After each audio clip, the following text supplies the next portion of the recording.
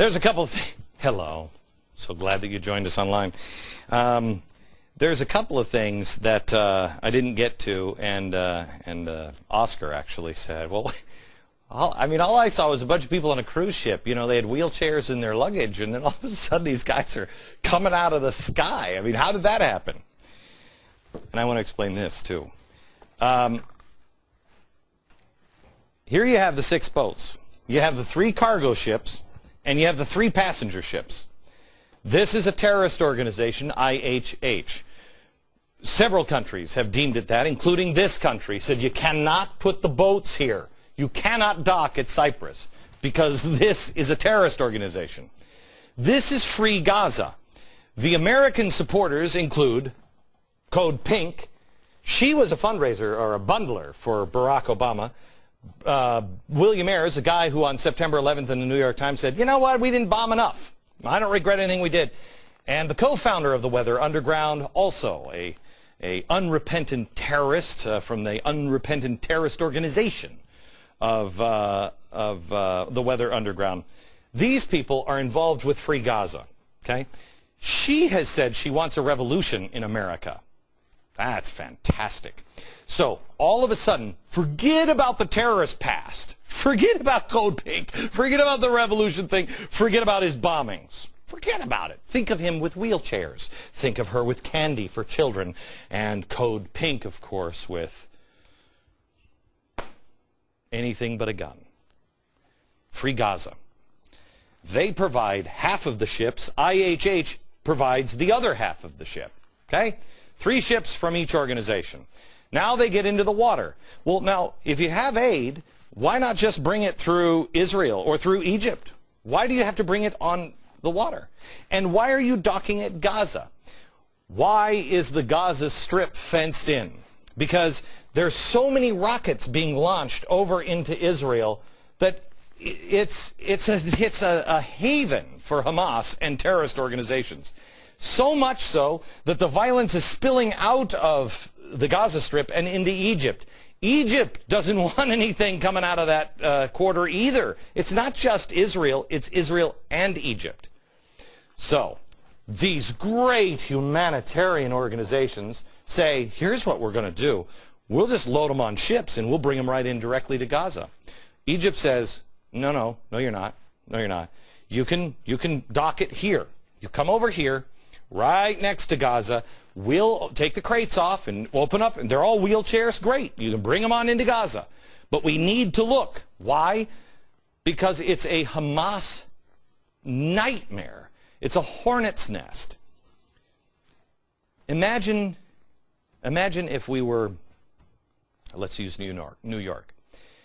Imagine if you said, the village is fenced off, but it was fenced off because it was blowing things up in our city. Everything out of Greenwich Village, they were shooting rockets out, and they were claiming that we didn't have a right to be in New York. Okay? Imagine that.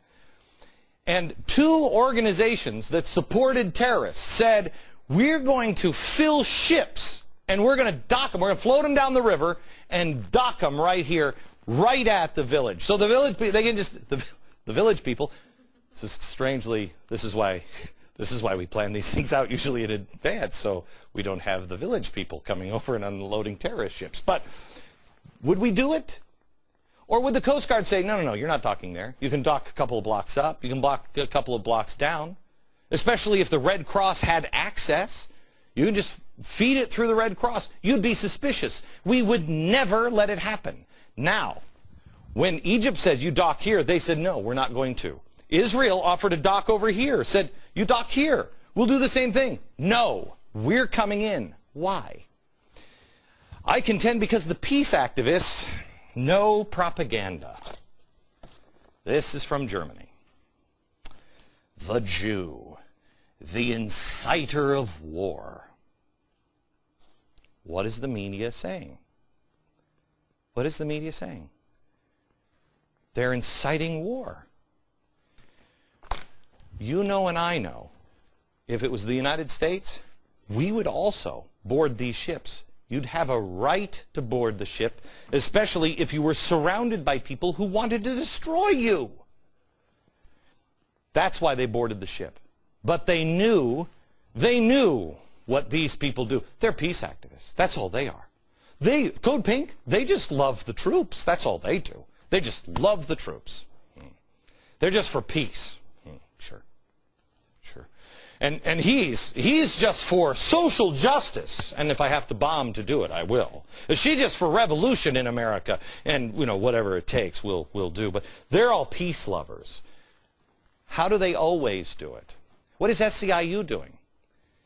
SEIU, they know they have the media in their pocket. SEIU sends people to beat people down. Like, do you have the Gladney video? No? We've lost control of the control room. Everybody's like, I'm on lunch hour. The Gladney video, remember the guy that we showed you, SEIU, was beaten down by SEIU members? You didn't see that anywhere. And it was, they still said, we have the video on tape of them beating a black man, calling him the N-word, and still somehow or another, the Tea Party members were the problem. They know they have control of the press. They know how to spin it. It's what they do.